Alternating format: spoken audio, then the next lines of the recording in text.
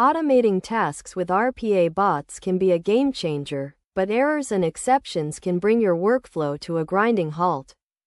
To handle errors effectively, use try-except blocks in your automation script, like in Automation Anywhere or UiPath.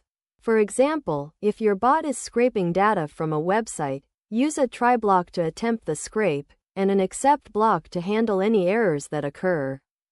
Like a website timeout, you can also use error logging tools like Log4j to track and analyze errors, making it easier to identify and fix issues.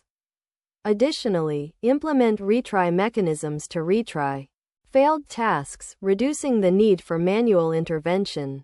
Subscribe to AutoTube for more RPA tips and tricks, and check out our next video on how to use machine learning to optimize your automation workflows.